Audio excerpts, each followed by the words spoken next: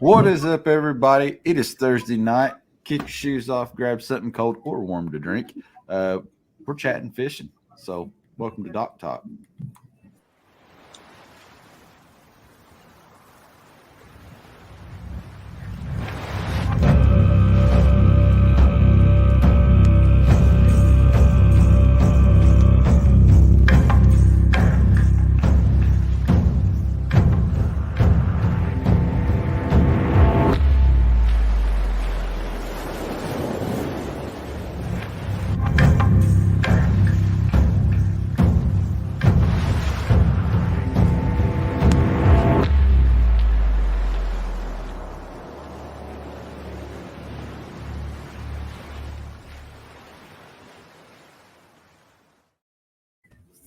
Welcome back, everybody, far and wide. Some of us just wide.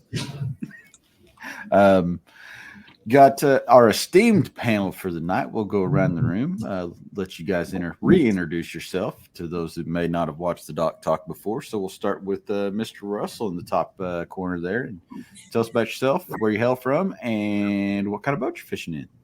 All right, so Russell Johnson here. I am about an hour south of Pittsburgh, Pennsylvania, a little town called Witsit on a river called the Youghiogheny. Instagram handle Yough Bassin, Youghbassin. It's all about the river I grew up on. I am in a few boats for Jackson this year. Most recent is the Neewer, and I'll be in a Coosa X. I am a river guy. So the Coosa X is going to be my target boat this year. And then my big water boat and my everyday big tournament boat is going to be the Neewer. Very nice. Matt Ball, what you got going on? Hey, Matt Ball. I'm from Little Hocking, Ohio.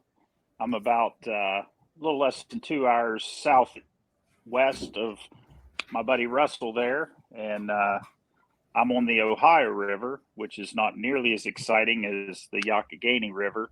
But I'm fishing this year again.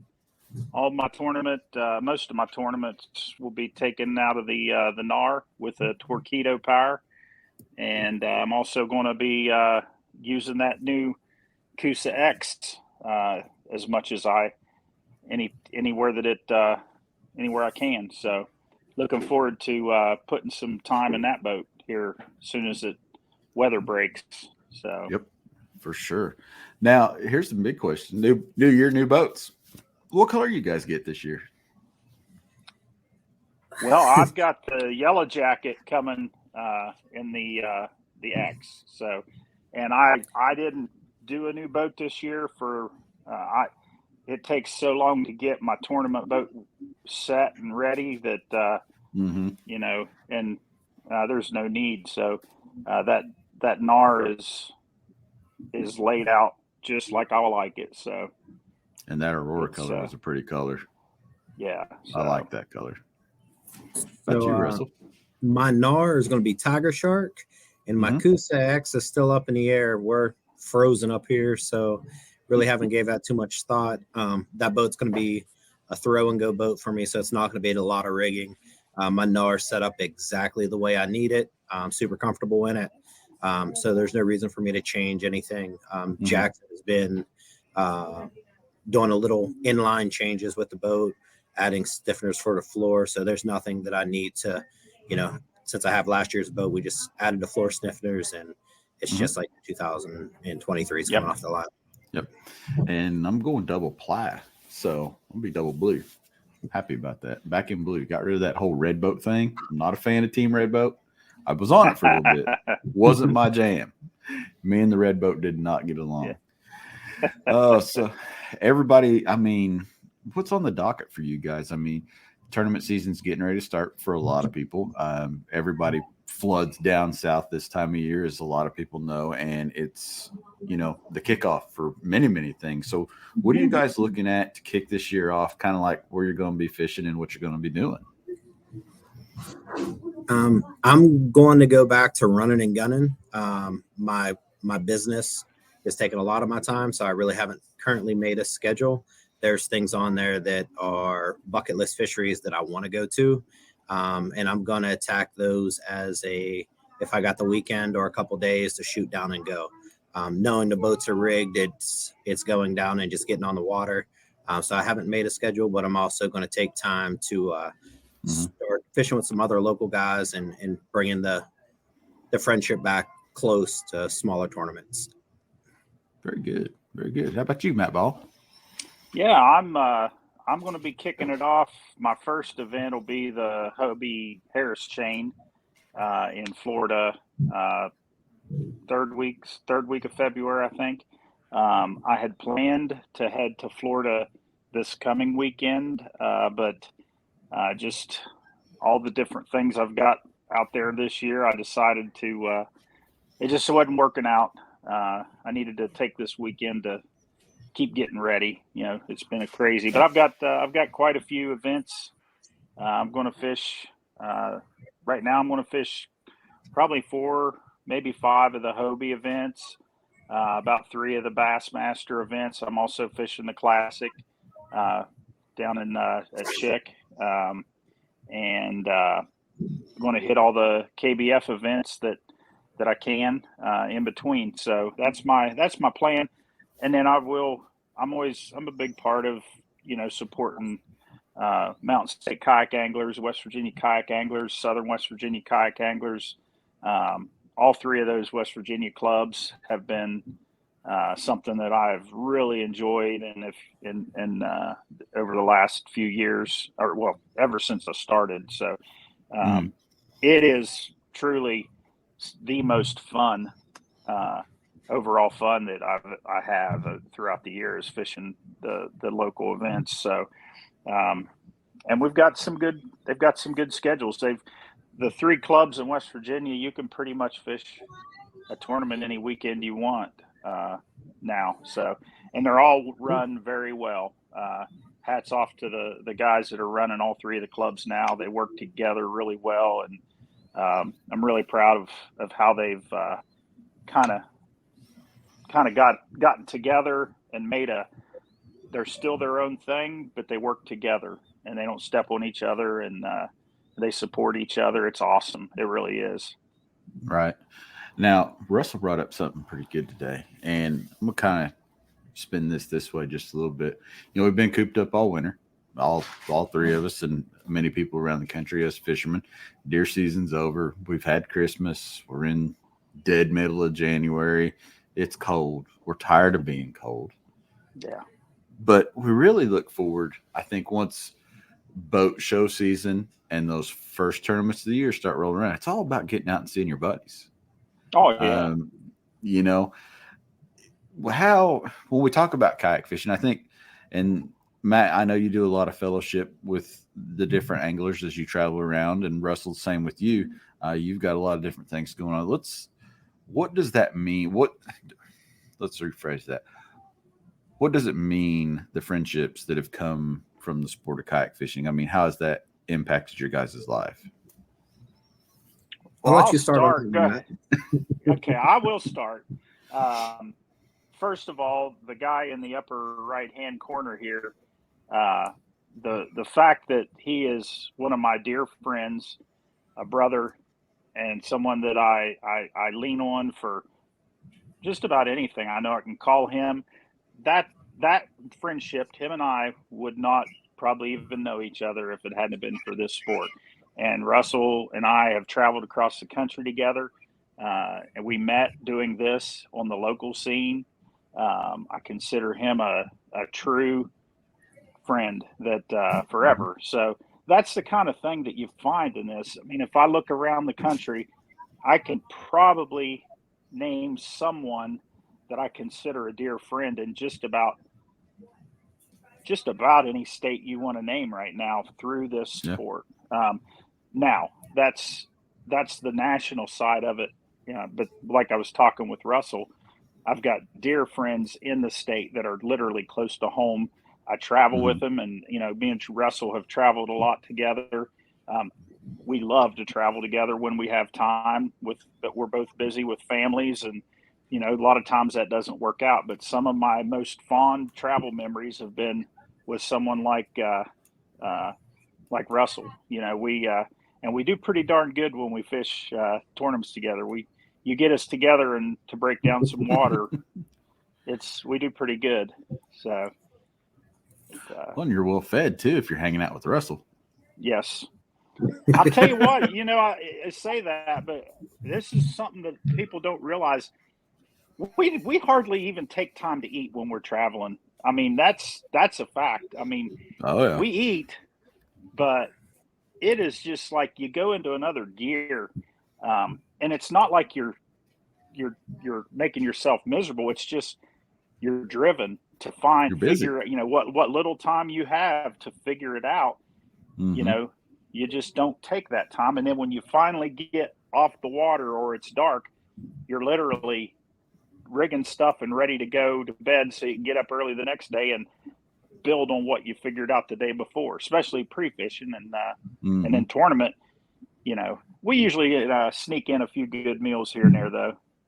Absolutely. So for me, I love to travel. I love meeting people. I mean, that goes right in hand with my job and being in a restaurant business, being in, a customer service based thing.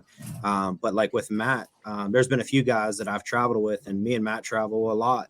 We've been broke down on the side of the highway, changing out alternators together. We've been a little bit of everywhere. We've been confused together, probably seen each other tear up over moments in our life.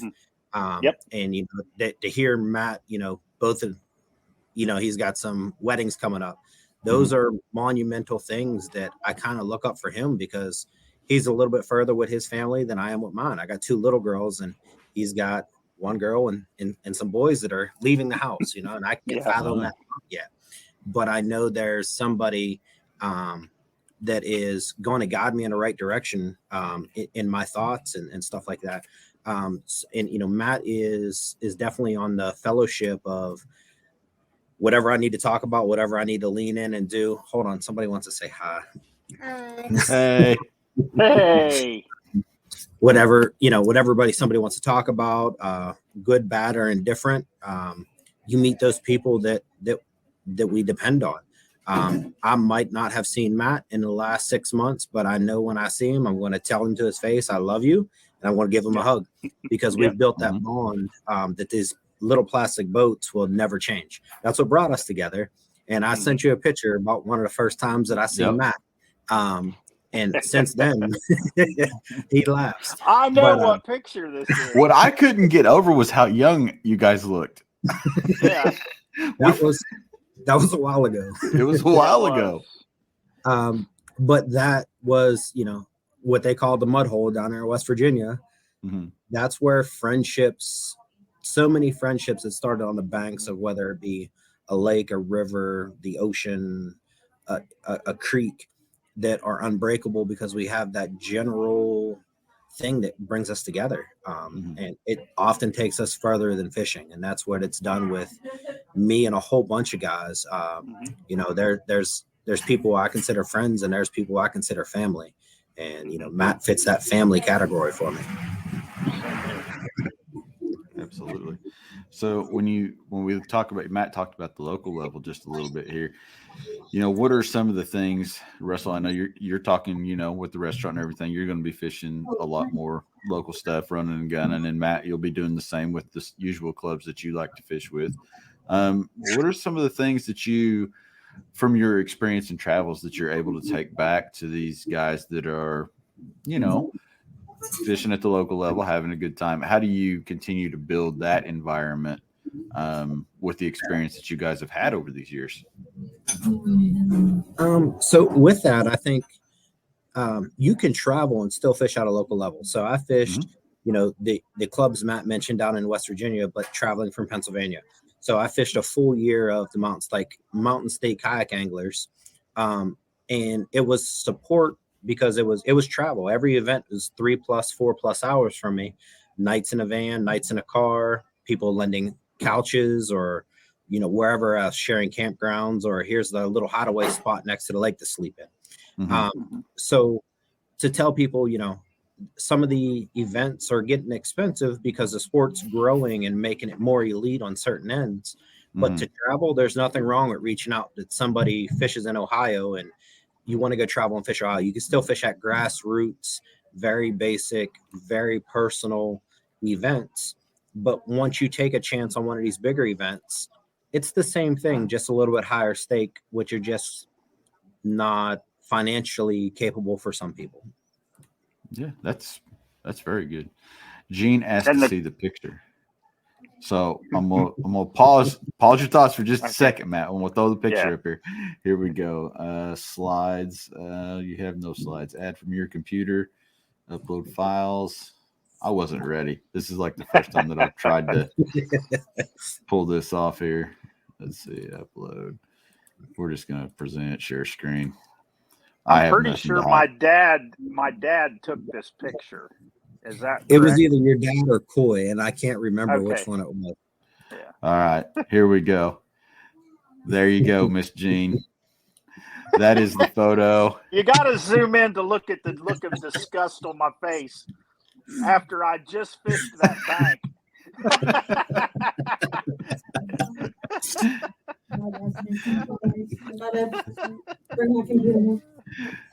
You gotta love that kind of stuff. So like, there's the photo really, for all you guys watching live. Where we took out. You just caught that right where we're taking out. All right. Now that we've interrupted your train of thoughts, Matt, back to it. No, that's a good memory, and there has been honestly back to. I'll talk about that event in that lake, but I'm pretty sure that was the event right after I won the national championship. And that was my first event after I came back from the national championship. And that one will always be a really fond memory. One, Russell won it. And then two, my home club absolutely surprised me with a really great shindig. Just really, it had my family down. One of those things I'll never forget.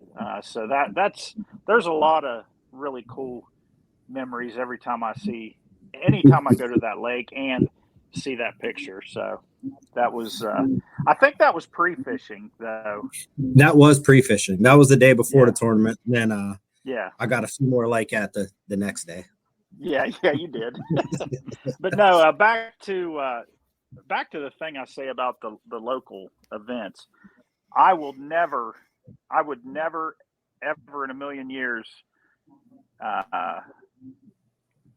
consider the local events subpar in competition to a national event. And I say that especially there may not be the numbers. Now, when Russell and I started out in West Virginia, we had more numbers at some of our local events than what we were way more people at our local events than we ever had at the national events. But hands down, some of the best anglers that you're ever going to come against are going to be the local guys. They don't have the time that we do to travel, but that doesn't mean they're not absolute hammers. And it's a good thing. There's a lot of locals, the people that are out there fishing these national tours are really lucky that a lot of the locals that I know of from West Virginia aren't out there doing it, or else we'd be not winning very many things. There'd be a lot less checks getting cashed from. There's some absolute sticks, and I think that's in every state. But one thing that Russell and I both have kind of, and I'm proud to say, I think that fishing where we grew up and in the waters that we have grown up in has made us succeed in the national scene for one reason. And I think that is we have some amazing fisheries, but we're used to really tough days on the water. We're used to having to grind it out, to figure it out. We're used to crowded water. We're used to, crowded boat ramps, crowded everything. because when we have our events, our bodies of water are so small. We go to these national events, it's like you have a lake to yourself a lot of times. So don't get me wrong, absolute incredible competition, and it gets better and better and better every year on the national scene. But the locals, I've won less local events than I have national events overall my life. I mean, I've done better on the national events than I have some of the local stuff, so just because it's tough. I think some of that being said, Matt, is like when I go to Lake Chickamauga, I can go to YouTube and type in Lake Chickamauga and find out information. The waters we have readily available to us, you can't find the Youghiogheny River, the Allegheny River, or even much information about the Susquehanna River because we don't have those big body, big boat tournaments. The information's not there. Like you have to have a jet boat to get on the Susquehanna. The biggest water I fish is Lake Erie, but most of those tournaments are going to be held in New York or out in Ohio, St. Clair and stuff like that. It kind of plays the same, but I think where we excel is knowing that we have to search because there was no information given. So when we get some information, our search is still the same, and we can add on the information that we find out about, the lakes that have that material available to us. But it totally transformed me from a different angler, going to these bigger lakes that have all the information, but still grinding my own way. I'm gonna ask Russell a question. Ask I think away. I'm gonna know the answer. What's your least favorite national lake that you've ever traveled to fish? Anything within the dams of the Tennessee River. I hate it. That's Absolutely. What was the insulted half the bass fishing world? No, and here's the thing. I spent probably my most miserable event, not because of who I was with, but on a body of water that he literally told me. He said, "I don't know why I'm going here because I hate this lake." And Gunnersville. that is the only time in my career. Let me think if I'm lying. I don't think I am.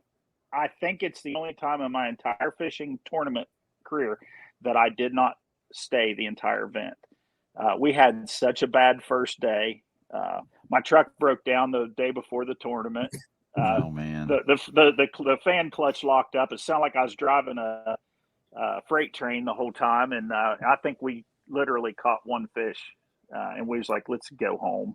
We were both homesick and ready to go home. I just could not figure anything out. Like, if I would have caught some 12-inch fish, I would have been happy. But everything was going wrong. Like, I don't even look at Gunnersville on a lake. I really went there because of the fellowship with Matt. Like, congratulations there, Trey. Yeah, congratulations, Trey. Happy to hear it. But I went there for the fellowship and possibly changing my mind, but it just solidified my hate for that lake. Yeah. So here, I'm gonna add to this question. I have this place. Is there a place that, like, if you won, you're never going back? It's like, that is it. I've won here. I'm never going back.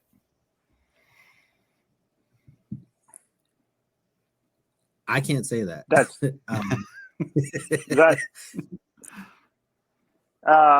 are you? I don't know if you were breaking up or if I'm breaking up, but I didn't hear that question. So is there a body of water, local or national? Mine's local. But if you won on this body of water, you would just say, it's been my Achilles heel. I've won. I ain't going back. No, not really. I'll be honest with you. I say it every time I get done, but I mean, everybody will think I'm crazy when I say this, but I started my career by winning the national championship on Kentucky Lake. But I will tell you, it's probably one of my least favorite lakes to fish in a kayak tournament for one reason is you literally have to drive thousands of miles to fish that lake in a kayak, and nothing is close. You spend hours and hours and hours to get around that lake to get to you. Almost, it's crazy the amount of driving you have to do to break down that lake in a kayak. Now you can kind of pick a section and hit a bunch of stuff in that, but if you really want to go from the Kentucky side to down to the bottom side, and you want to spend you need a lot of time. You've got to pretty much get in your mind when you go there, I'm going to either focus on this or this and stick with it, or you will not. Well, I don't know how many miles I put on my truck each time I fish that lake. It's horrible. Now I've done well on that lake, but I hate the logistics of fishing that lake. That's my least favorite lake to fish. It's even long though, I think, when you're in a big boat. I mean, you can burn up an hour on a run real fast on Kentucky Lake Barkley. Now, I mean, I've already signed up for, and I will fish the next one that I got on the tournament there, because I always fish them there. But man, it's tough driving around that place. It's a big and there's no good road. You're driving back roads, and it's just crazy. Yeah, it's a good road across the dams, but that's pretty much where it stops. And pretty much after Benton, it's on the Kentucky Lake side. It gets pretty wild. So we got comments coming in, and big shout out to all you guys that are out there commenting. These guys appreciate that. We all appreciate that. Seeing you guys in the comments, it means a lot to all of us as we play along with this thing. So new tournament trail. We have the USA Bass and Jackson Kayak Trail, which is going to be new this year. It's kind of a local national type thing where you're going to fish 5 tournaments local, qualify with 250 points, and then have a chance to move on to a national championship and compete against all other states that have signed up for this thing. It's growing pretty fast. I haven't shared the amount of tournaments that have locked up with this thing with you guys in the team group yet. Excuse me, but it's coming here real soon. How do you guys think? Do you guys see that as a good probability for the working man, for something where a guy can fish that maybe doesn't have all the vacation days, fish there locally, but still get a chance to go out and compete and measure himself on a national Absolutely. trail? I think honestly, it's kind of harder sometimes that way, because you're going to be fishing against your local hammers, like bodies of water. So you're going to get the cream of the crop from each of the states, and then they're going to go to another neutral body of water that may not be within one of those areas that they fish, because there's still some voids in the last map that I've seen that can put everybody on a neutral body of water that it's going to pull the cream of the crop out of that crowd. But I really think it's for everybody, because you can fish at Weekend Warrior, 3-4 hours of travel in a state, fish a Saturday event, come home Sunday, unload, be ready for work on Monday. So I think a lot of local levels, you know your weather, you know your histories. They're relatively going to fish the same throughout the year, whether it's pre-spawn, spawn. So you know where you're at, because that's a big thing now. I think Florida is getting ready to spawn, and I'm just looking at ice. So ice and snow. Time frames don't correlate a lot of times when we're traveling, where these fish are mentally, let alone physically. If they're ready to spawn, or if they're post spawn, if they're traveling, so I think the local concept with a national ending is going to be exciting to watch. And I think it'll give somebody, that confidence to maybe take that next step too, before they go out and spend the money that, that's on the BOS tour this year. Is they've upped their prices and different things. And maybe it gives that guy a little bit more confidence before he takes that plunge. Absolutely. The Florida fish are counting. Courting. Courting. No, courting. Miss Jean would know. Miss Miss Jean Jean would know. would know. We'll be seeing pictures very soon from Miss Jean. You can guarantee you that. With some of the new rule changes, how is that going to affect Matt as you drive around the country and go to practice for some of these terms? Do you feel like that's going to affect you any, or do you feel like it's going to be in the favor of a guy that's maybe traveling? I'll be honest with you. I really don't care. Good deal. I mean, I don't care. I don't. I mean, I get. I guess I get tired of there's always reasons and excuses why some people are winning. Everybody thinks somebody's winning because of this, and somebody's winning because of this. And honestly, as long as everybody's following the same rules, I really don't care. I mean, if I had my choice, I think personally, I would like to not have posted designated launches, because I think that is one of the background. You've got to put your work in. That's sometimes that's where the hardest work comes in to finding a good area, is finding those places but I understand why they're eliminating some of that, because there's some gray area, and it's hard to police that. So I really, I guess, look at it this way. There's enough trails out there. There's enough. If you want to fish and drag your boat up a creek, which I love, that's my favorite. You can go fish those kind of events. If you want to fish and use your Torpedo and motor around, which I love to do that, there's events for that. I like a little bit of all of them, because if you really, I am slightly, I guess, addicted to the competition of seeing how I can figure out stuff as opposed to other people. Not that I guess that's what I like. So as long as everybody's on the same playing field and everybody's following the rules, I really don't care.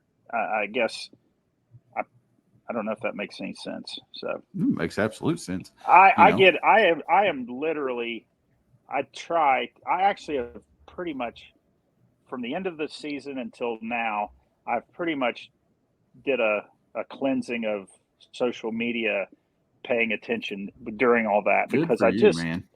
I needed that. I needed to get my head out of that space for a while, and because I wasn't enjoying it because of all that, I'm just like, everybody's just arguing and griping, and I hated it. And but I understand a lot of the reasons why people are that way and why they have those. Everybody's passionate about it. I am too, but yeah. I look at it this way. You worrying about everything that's out there. I worry about enough of my life, and my hobby isn't something I really want to add that worry to. And I'm talking to myself there, because I do that. I will add worry to myself through my hobby of fishing, So I I got to step away from it sometimes, or else I won't be doing this anymore. Dude, I agree with that 100%, because you know what? My rods have been sitting over there in their rod holder since November, and they haven't been touched since November. And, until it's time to go, gets close, I don't touch them. I went and took pictures for Orion the other day, and with the guys ice fishing, they're like, "You want fishing?" No, not really. I just, you need that time, I think, to decompress. Well, it's anything in life that you're passionate about, you can start going overboard with it. I've done it before. You push yourself too hard, and then, you find you're not enjoying it. I don't want to do that with this, and I can see the signs of that happening in myself sometimes. And I gotta step back, and say, that's not what, I don't want to start preaching here, and I'm not going to, but that's not what defines me. And I think a lot of times we get into the idea that what we do in our hobbies and what we do in our free time and what we do in our worldly life is what defines us. And it's really easy to let that take over you and make you miserable. So, yeah. I think the burnout is real. With the rule changes, I kind of had to decompress from that also. I kind of stepped back, and I understand changes have to be made. I mean, everything that people do on a, we'll say, professional level, when we talk about this, whether it's sports, hunting, there's always different regulations or different rules or a change of the norm. It's good to see there isn't coming closer to a norm, but like me, I've fished kayak tournaments where I've been in my kayak for 5 minutes and got out and leashed my kayak to me and stood in the middle of the river or up a creek. If that's what I want to do, I just got to find that avenue that allows me to pursue what I want to pursue. And those may be the grassroots. Those may be some of the national ones. We're seeing a big drive in motorized kayaks. I've been with, using and been with Torpedo for years now. It's always been a tool. Now it's becoming a standard operating, you're seeing kayaks designed to fit a lot of this stuff, but those kayaks are also, used for normal everyday use. So for me, I find myself going back.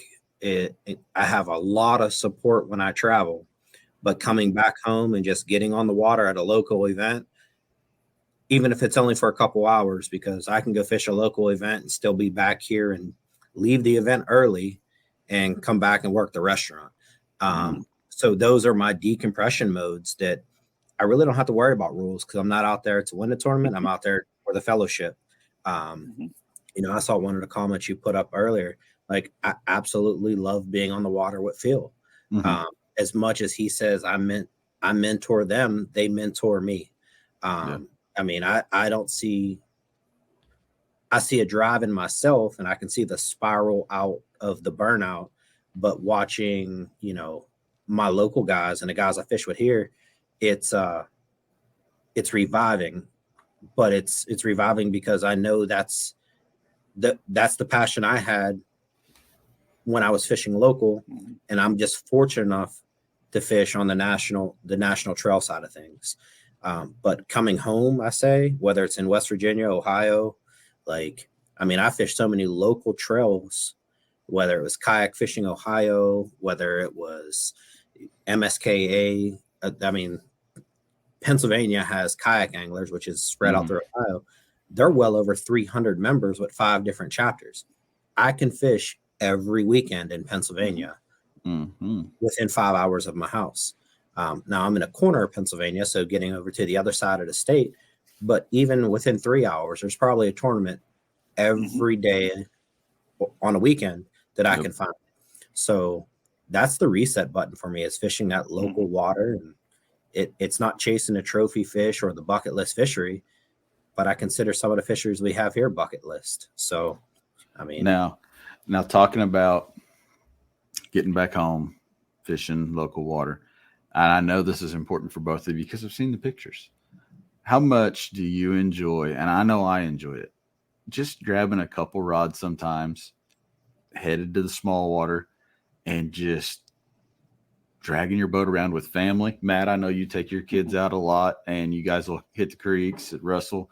You get into it too, and me and my wife will just go, and she'll find a shade tree and read, and I've got nothing but like 2 rods and a small tackle box. Those are some of the best times. Is that where something you guys really enjoy and can decompress that way and just love fishing? Yep. Well, today, Jackson, they shared, the trip to Panama and me catching the rooster. That is probably my personal favorite individual fish catch that I caught. But this year, as you talk about, I had the Jackson Take 2 with my daughter in it. And from cast to catch, she landed a citation size smallmouth for Pennsylvania. I netted it, but that's my favorite catch overall of the year, because it's the time I get to spend with my family. So not only do they support what I do, they're with me when I'm not on the national end or being super competitive. But it's even like I've taken an employee that we had just scared of the river. Hey, sit in this Liska, it's stable, kick back, relax, and float with the river. So it's introducing, I get to introduce people to it. And like my oldest daughter has a bug for it. Dad, we going fishing? Dad, can we go kayaking? To where, I have a local dealer that supports me on their kayak fishing team. Well, she became an honorary kayak fishing team member, jersey, kayak, and all, from those that support us locally because they saw her love for it. And when we go, it's not about the iPad or the phone, or it's not about school. It's just about time. I value time more than anything else in life. So, it's the time to be with somebody, the time to just sit back and relax, decompress. Those are the things that this sport or this hobby, this little bit of time has offered me to just spend time with, whether it be Matt, Jody, Queen, my wife, my daughters. They're there with me. Even my sponsors have spent hours on the water with me.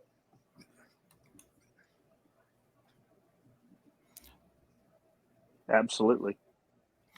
So, I mean, you got to admit though, it's really cool that these boats can take us just from the national, like go fish a national tournament on Kentucky Lake, and then be in a creek that's probably no wider than 15 feet or less. Yeah. And just, I mean, it's awesome. It's just cool where these boats can go, and you don't have to do either or. I mean, you can literally find something in a kayak, I think, that you can just love. Oh, yeah. Whether it's reading a book or and that's something about Jackson. Something about Jackson that I love is we've got a wide price range to get somebody into a quality, comfortable, stable, usable platform. I mean, the Bite is an incredible boat. The Stax is a great boat to, so we have such a wide portfolio of boats that we can put people in that, that's really something that for me, I've been a part of Jackson since I don't even remember at this point, but it's been a long time now. And it's, it's always been one of those deals where I've always feel like no matter who I come across out on the water, they may see me out there in my decked out NAR and they're like, dude, that's awesome. But I can literally point them to a boat that we have that will work for them and for their budget. And, and it's going to be a quality boat that they can use. So, that's not saying that there aren't other brands that have that too, but I'm representing a company that has that. And I know the people that are behind it, and I know that that's what their heart is. So I'm proud to be a part of that, and have been for a long time. So, that's one thing we have is, the grassroots. We got a lot of good boats for that type of stuff. Well, yeah, and it doesn't just, like I said, it doesn't really stop with just like, okay, you guys have fishing boats. No, we have whitewater boats, and what a lot of people don't even probably realize is we have an entire selection of We have they're out there somewhere. They keep them at the factory on the dark side. You have to kind of walk around the left side, and then that's where they're at. But we have an entire recreational line that we really don't do a whole lot with as far as promotional stuff, because I mean it's just recreational, about the Rivy, the Journey. I mean, there's all kinds of recreational boats that we have that can meet a whole different set of needs. It's really pretty incredible. There's literally a boat for every seat. There is. Everybody's butt will fit in one of them. Yeah. And it's funny as you talk about that, there's recreational boats that, as a family man, I purchased a Take Two. And I took the Take Two. My daughter's 8. I can throw her in the front and we can go paddle and have fun and enjoy the day. I know it's safe. It's a big, stable recreational platform. Mm-hmm. But the way Jackson designed it, it's coming up on one of my favorite fishing rigs. Mm-hmm. And I've always been a big rig guy, like the OG big rig, because I feel that it will float on wet grass. And I'm a river fisherman, so shallow water draft is key to me. That Take 2 is amazing because I can put 2 seats in it, take my family, even both my kids are 45 pounds soaking wet, but I could put both of them in there. No, it's stable. They can jump off, they can swim. And then in the next week, I can put on my motor, put on my graphs, put in 2 J crates, limited rigging, and be out on a national trail with it. That's what I fished, the Bassmaster Kayak Classic with last year. So, the platforms, there's something for everybody. And there's a budget for everybody too. When they see the Take 2 completely rigged out, wow, that's expensive. No, here's the actual market price on it. And you can put your trolling motor that's on your John boat right on here for you. So I'm always amazed that we have so many options. And a lot of times that is budget driven because this sport is not, as we say, national trail. We're all still working men and women. We're working class. There's very few people that have committed full-time responsibility to this. And the majority of us hold a job somewhere. So, that budget-friendly kayak is, and we're not even as budget-friendly kayak. I think you're getting more bells and whistles with them than you would think. Yeah, I think the Take 2 is an awesome platform. It's very it's one of those, it's a sleeper. I mean, I don't think a lot of people really realize what that boat is capable of. And like Russell, when you compare it to the big rig, I mean, what are your thoughts? I mean, you've got a really open concept, not as much internal, not as any internal storage really. So when you kind of compare and contrast those two, what's your pros and cons on them? What would you tell somebody? So for me, I find a lot of people that, like on the river I grew up, that we grew up on and I'm on a lot, there's a lot of canoers. So it's that 2-person, 3-person setup, but everybody hates paddling a 17-foot canoe by themselves. Right. So, to take that and say, this is that setup for you, because you can take 2 or 3 people on this Take 2, adult and 2 kids. And then next week when you're with the buddies, you can throw the Orion 45 in the front or in the rear, a tackle crate, and the boat still floats in 3 inches of water or, very small draft. It becomes universal for the everyday needs instead of just locking in on a fishing platform because they see my NAR and see me pedaling upstream in the river or something along that lines. It's something that's achievable for the everyday person. Yep. I think the internal storage for my overnight camping, I just have to pack different, but the external open floor plan allows me to put the biggest of storage crates for anything that I may need for 2 or 3 days overnight on the river. And that's from food, stoves, tents, camping gear. It's there. It's definitely the sleeper boat on the Jackson fleet right now. Yeah, I love it. I love it for camping because when we go camping as a family, I've got a truck with a topper, and I'm towing a camper. I'm taking usually 6 people. What's nice is I can throw that boat on my top of my truck, and that takes care of 2 people that want to go out, and then I can. I've got another kayak. I've got an inflatable from NRS that I throw in the kayak canoe or the camper all the time that is in there. And if we need room, but then I can throw one of my other Jacksons usually if I'm camping, I'm taking that Liska. I think once I get it set up, it's going to be that Coosa X is going to be the boat that's going to be riding up there with that Take 2. But you can haul. For me, it gives me that opportunity to take more people out, and it'll handle 2 big people. It's not a boat that you have to just say, well, I can take my daughter.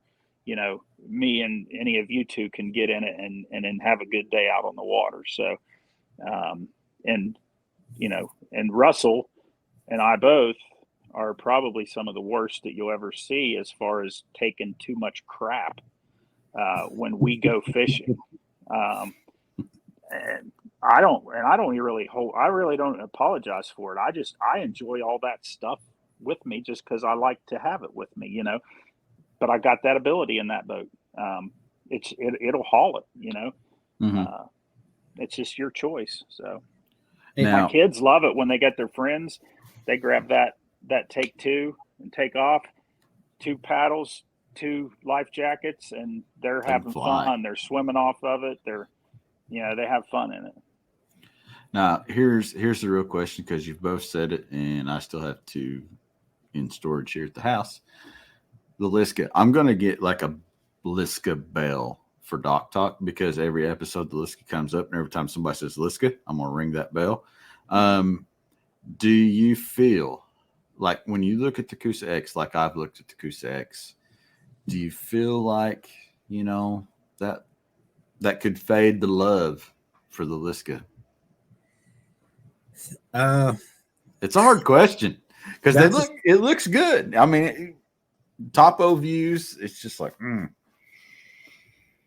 I guess when you get to side by side, there's so many similarities that it's scary, because I have a love for my Liska. Like, it's deep. Me too. It's deep. It's deep. Probably my favorite Jackson boat ever. Yeah. I can't say that. And my favorite Jackson boat ever would be the Kilroy DT. Fair. And that's really odd for a lot of people, but I'm a paddler by heart, and that boat flies. I can get it places where I can't get other boats upstream going through skinny water. That's probably my all-time favorite. But the Liska, the fact that I use a motor 99% of the times, I use internal storage 99% of the times. I'm looking for a very simple. If you see me on a river, I'm in more trees than I am in the middle of the river. I'm getting in nasty stuff. And the Liska allowed me to have that very basic 2 rods on the deck, 4 rods in the boat, everything low, compact, right behind the seat, nothing real crazy. And it's a low profile. That low profile is what I think made it such a killer boat. Yeah. I think the Liska would have been a little bit more popular, but we had very, very popular boats when the Liska was brought out. So I don't think the Liska got the love that it truly deserves, because we had some other popular boats come out. Now the Coosa X, it has all the things that I need out of my Liska, with some new engineering that I want to put it in some places where I'm going to get in trouble, because there was a few places that I feel like I couldn't put my Liska because I knew it was going to get me in trouble because of that lower profile. Yeah. Yep.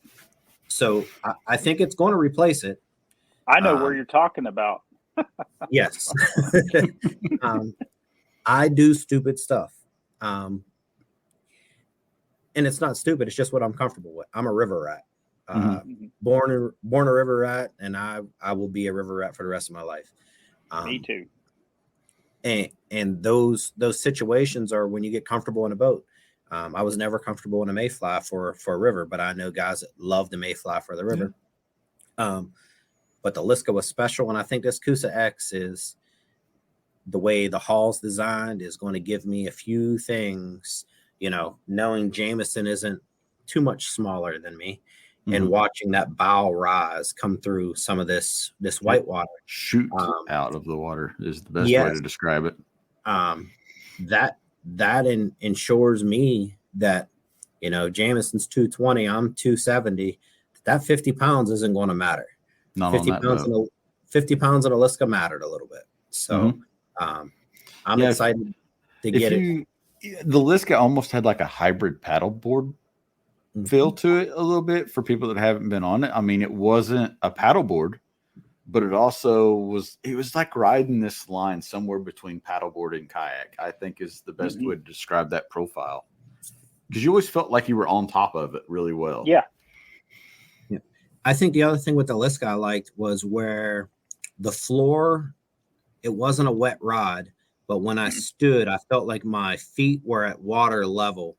So it was a very, very great standing platform. And it was because it's a short stature boat, like it's shallow. It was a little bit harder to get up, but with the Jackson, standing assist strap, I could pop up and I'd have to use a strap to sit back down because 270 coming down is a little bit much. But that's what's intriguing me about the Kusa is it has a raised floor, but it still seems like it's on the water level where the seat's a little bit higher with our new seat setup. I think it's going to allow me to do everything I need to do on a river. I'm excited about that tank well in the back. Yes. I'm excited. Yeah, and it really mirrors the gargantuan Liska tank well, which is something we all ended up loving about that boat, boat. I think in the planning process, that was the big thing. We fought for that. Yeah, we fought for that one. Because there's a lot of use back there that a geometrical shape would have lost. And for that being said, when you come through some of those rapids, that slanted angle also throws that water straight out the back if it shoots through your boat, because it has that nice little rise. Because I've been in places where white water has hit me in my chest. And I think this boat is going to rise and not go through it, but be on top of it. I'm liking what I see. Chris Funk's videos have just been like, watch over and over and over again. They're all right on spot. So I think it's going to be that great turn to take a little bit of my heart at the Liska, though. Yep. Now let's just hypothetically say, if there was ever to be another Liska, I think if my input was cherished, it would be the same boat as the Kusa X, but the bow would be different. It wouldn't have the same bow. It would go back to maybe a more pointed bow like the Liska had. Could you take the profile down just a little bit, to get that, knock off maybe some of that wind shear for flat water, when the wind blows? Yeah, but layout wise, when you look at the plan view of the boats, I feel like it'd be the same. I don't think I would want to change very much. Yeah. The nose of the boat. Yeah. No, you go ahead. The nose of the boat plays a lot in those situations. There's no way to combat wind when we're in a 100-pound boat and the wind's blowing 20 mile an hour. You're going to fight it. But the paddling concept of when you look at the history of Jackson, of what they know about the hulls, and when they say, okay, we're going to plan a riverboat, then you start looking at some of their whitewater stuff and they're like, oh, well, this doesn't look far from this. And somebody just ran a 4-minute green mile in a boat that was similar to this for speed. And they stayed dry. Well, this is why they did it. So we're fortunate enough to have a very, very strong backbone in whitewater because it pushes those river boats to understand the current. Understand eddies and what the wrong geometry of the boat will do. There's some boats out there, you go into an eddy and it gets scary. Sketchy. Yes. That's if my buddy Bill is watching, we ran McKee's Half Falls, which is on the Susquehanna River, at a level that we knew we shouldn't have been running. And I saw the whole bottom of his mayfly, but he remained in the seat. those are the things that I don't think other boats would have taken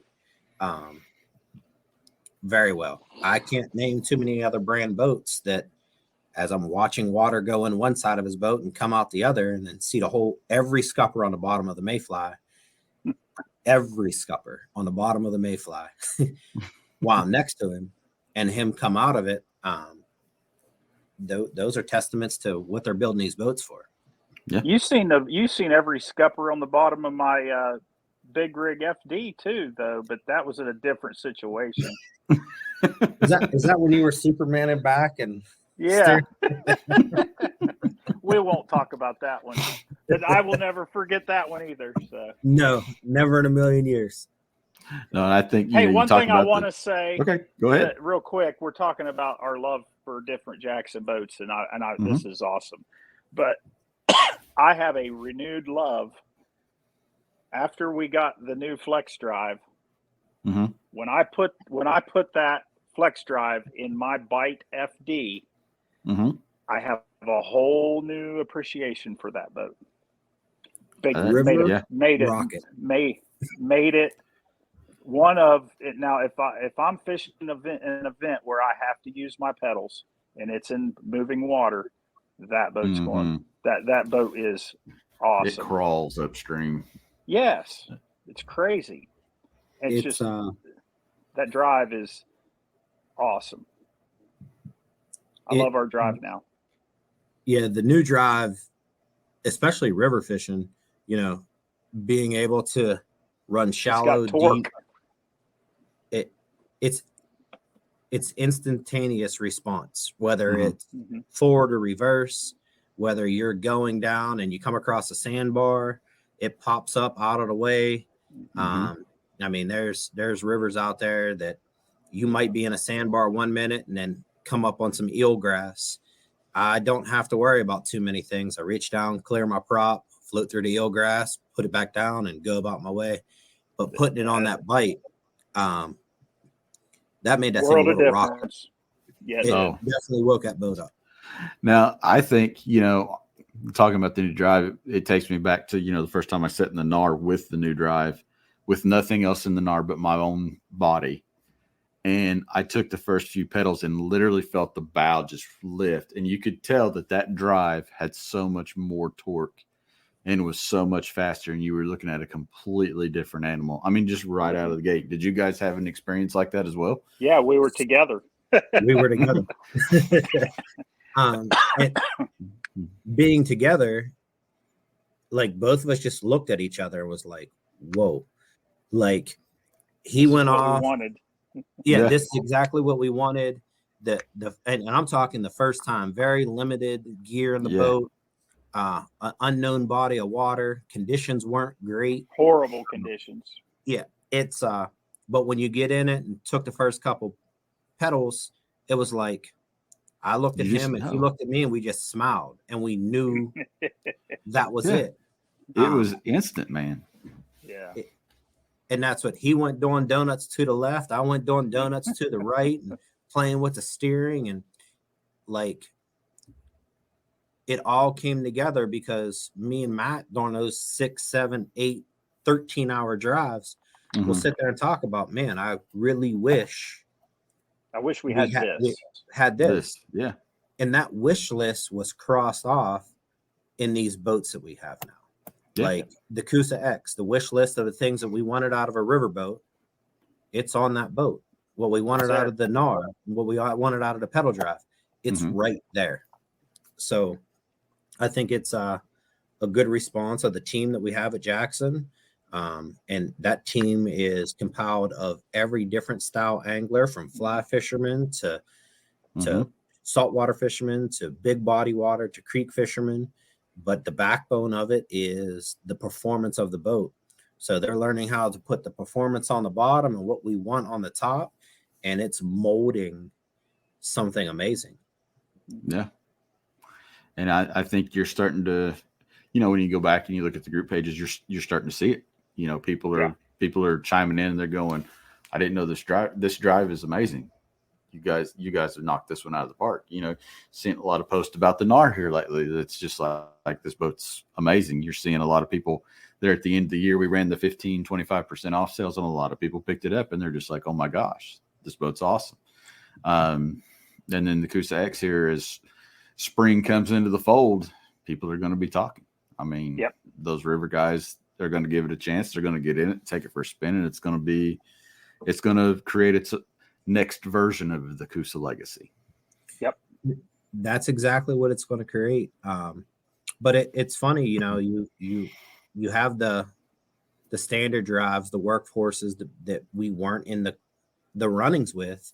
Mm-hmm. And, I fished a national event, and we were in some backwater for a launch, and, just seeing that we're improving, because 2 years before that with the original flex drive, I wouldn't lean on my boat too much. Mm-hmm. And they took in consideration we needed some changes. And when those changes come, I'm not the last one out to shoot no more. I'm leading. Oh, yeah. It's fast. It's comfortable. Mm-hmm. It's everything that I need. Yeah. And I think if you really just even halfway and around, if you're just out playing around, fishing with some buddies on the local lake, I mean, and you're kind of pedaling or paddling out together, it's like you have to kind of check yourself a little bit with the NAR, and like you'll wind your buddy pretty quick if you're pedaling the NAR side by side with a different boat. Yep. It's I'm definitely one of the ones that, and this, I mean, as we're on a live video, I have multiple Jackson boats. If you're in my area, come try one. Same here. That goes for the gentleman on the bottom, and same with Chad. If you got questions, reach out and ask us. It doesn't have to be because we know you. I'll just give you my honest opinion. If you're looking for a NAR for a creek boat, I'm going to tell you you're wrong. Mm-hmm. And if you're looking for a certain budget, I can help you with that too. But we also know, can find local dealers, the website. Dominic, so to answer your question, Jody McGregor has a NAR in California. I don't know exactly which part of California she's in, but she is probably your go-to pick on that, or Jim Salmon's. Mm-hmm. Yeah. But try these boats out. They are investments. They're just not small purchases. They're investments. Get in time. Take mine out without anything on it. Take mine out fully rigged. That's why we do this, because if it wasn't for somebody allowing me to try theirs, I wouldn't have the love for that. I might have bought a big box store kayak and been completely uncomfortable with a sore back and never step foot in this boat again. But try a couple of them out. Just don't lock in the one. I say that all the time. Try as many as you can. But if you see me on the side of a bank somewhere and we're not in the middle of a tournament, take my boat and give it a try, because I'm going to try yours also. But I think that goes for almost everybody that I fish with.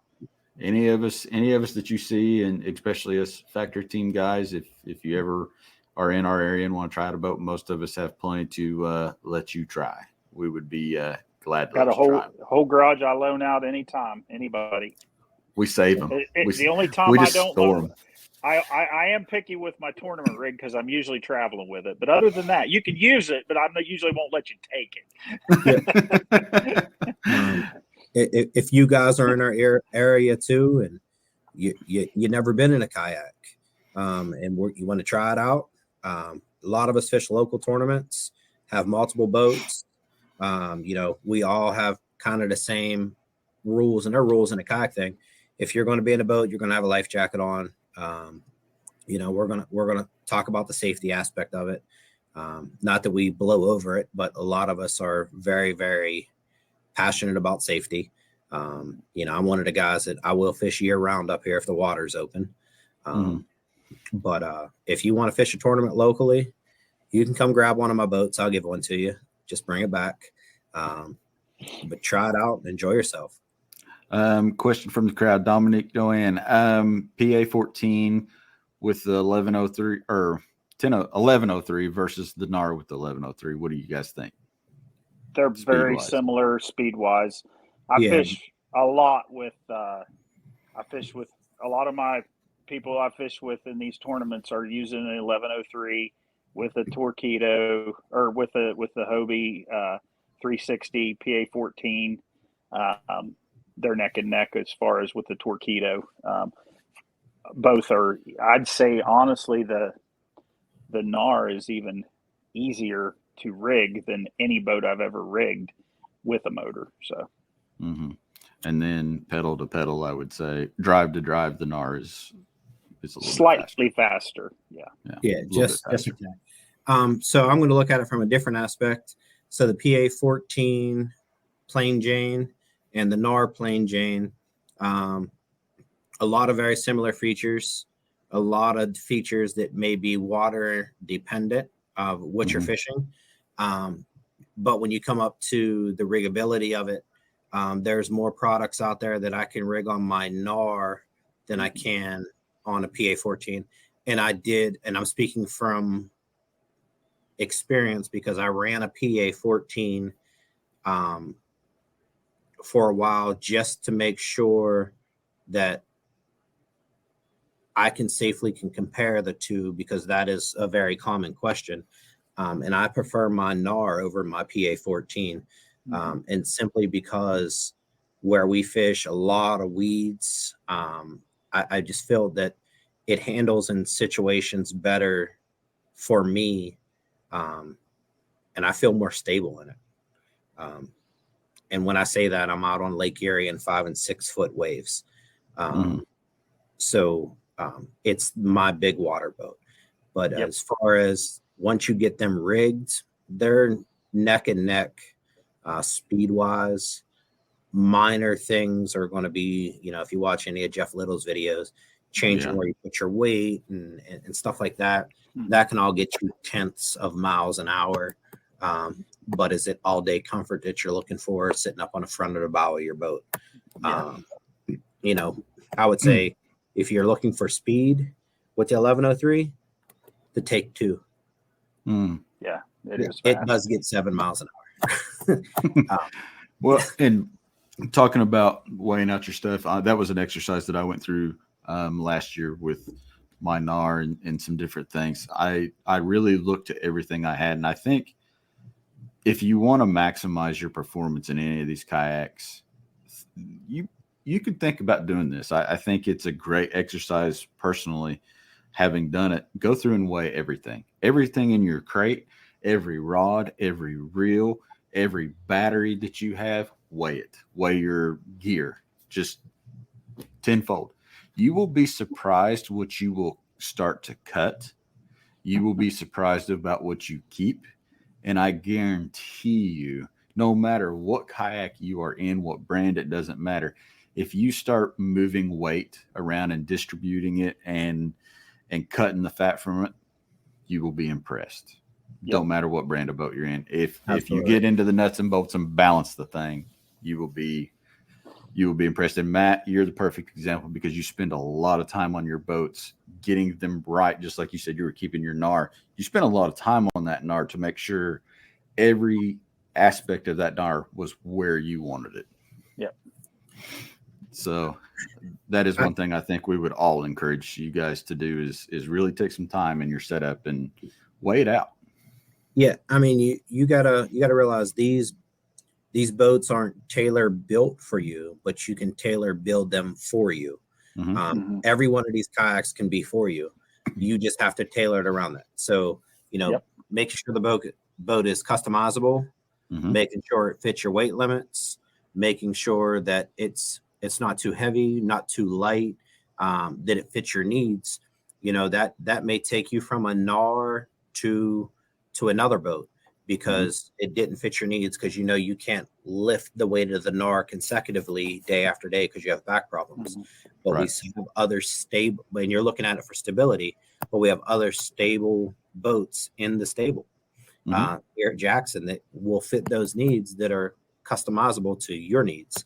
So nobody's going to buy a boat and not do something to it. And when I say something, it's not just a sticker from Orion or a sticker from Z-Man, a sticker from Torquedo. It's the alteration of putting a power pole or something like that on there. So when you make those choices, you got to look at all that stuff. You know, I have the money to buy the Bite right now, but in 6 months, when I want to put a power pole on it because I know I can budget this, does it allow me to do that? And the answer is yes. So I always look at that, you know, anchors, like, can I run an anchor off the front? Can I run it off the rear? Because as the last few boats that came out from Jackson are collective efforts from a team. Each one of those team members put information in that might not be perfect for you. That's something you thought of, but I think we left enough riggability in there to get everybody's needs. Now, as we're kind of winding this thing down, I know you guys both have got some stuff that you do on the side, and I'll let you guys talk about some of the foundational. I guess we could call it foundational work or building within the community that you'll be doing out on the trail this year. And I'll kind of let Matt start with your mission that you take out on the road with you. Kind of tell people about that and what some of the things you'll be doing. So myself and a good friend of mine, Cody Prather, we kind of started really doing these fellowship meetings on all the trails that we're at. I'm going to continue that as long as I possibly can. It's something I really am led to do. Basically, at any of the events that I'm at, and any of the events that I can get somebody that even if I'm not there, I'm going to try to get it organized to where somebody could do it.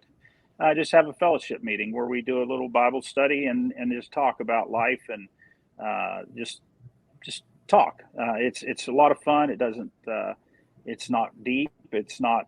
It can be as deep as you want to take it, but it's just something I feel like the Lord has put me in this spot, and I feel led to keep that going. And I've gotten a lot of support from everybody out there that's encouraged me to keep doing that. And it's the Lord's really working through that, not through me, but through me, but not, it's not because of me, but, so I'm going to continue that as long as I can. And, basically, this year I have plans to, really do a little bit of traveling to different shops, and, do some seminar type things. Once the weather clears and I can get the kayak out, maybe, I'll be working with Jameson and Dustin on planning some things with some of these fun stops and that kind of thing to just get out and talk about kayak fishing and tournament fishing and just all of the love that we got for these boats. So that's what it's in store for this year. But, I've got a lot of great sponsors with Jackson being up one of them. And, they enable me to do this, and I really appreciate the support that they've given me over the years, and I'm proud to be a part of it, and proud to be able to put my input in some of these products with some of my fellow anglers. So I'm really excited about that. All right, Russell. Well, so we opened up the restaurant. We have 3 tournament trails here, and there are going to be stops here at the restaurant where it's going to be just like that. Bring people in, make sure we got a nice safe spot for the weigh-ins, stuff like that. We're going to support as much as we can, and try to be one of those non-fishing sponsors. We give away a few free meals, and just support the trails that are around us. I'm going to continue to work with, some different dealers. We're going to try to set up some seminars. It's boat show season, so I know I have one coming up with the River's Edge Canoe and Kayak here right outside of Pittsburgh. I want to be available for, to talk about the new model kayaks as we bring them in. I'm also going to look at, reaching out with Jameson and them doing some fun stop stuff. But what I want to do is I just want to pop up at some of these unfamiliar places to me, and do some fishing. So when they're doing fun stops down in the Gulf, I want to go catch a redfish. Never caught a red. Never caught a trout. Saltwater trout. So for me, it's going to be just to go and meet and let people know that You don't have to have a 1-ton truck, a trailer, and everything else like this. We can put it on the top. I drive a minivan, throw it on the top of a minivan and go on and explore. So my thing this year is just to let people know you can do it, let people know how to do it, and be there for whatever reasons that they may have questions about it. But I'm going to use my sponsors, whether it's Fishing Online, Torquedo, to use it as leverage to talk about it, and just be available as much as I can for anybody out there. Good stuff, guys. Now, fishing tournament season, obviously, for kayak fishing is going to be starting on Saturday. So with that being said, I'm going to do something that we've never done. It's going to be a different closeout. Matt, I want you to before every tournament, you thank the Lord and pray for everybody's safety. So tournament season starting this Saturday. Do it for the year, man. I'd love to. I'm going to let you close this thing out. I appreciate it. Dear Heavenly Father, I just come to you today, and I just ask that you would look over this coming season. I ask that you would just watch over every tournament on the trails, Lord, the local trails, the national trails, all the tournament directors, Lord. I just thank you for the opportunity that you've given us to enjoy your creation, Lord. And I just pray, Lord, that you would watch over the anglers to and from the tournaments and everywhere they go, Lord. We just thank you for your creation. We thank for the beauty that you give us, Lord. And just help us to take time to stop and just realize the beauty that you give us in each and everything we do. Lord, I just thank you for the family and that we've gained through this sport. And I just ask, Lord, that you would help us to be a light to others and just show them, Lord, your love through the sport of kayak fishing. In your name I pray. Amen. Amen. All right. We'll see you guys on the next one. Have a good night. Thank you. Have a good one, guys. Much love.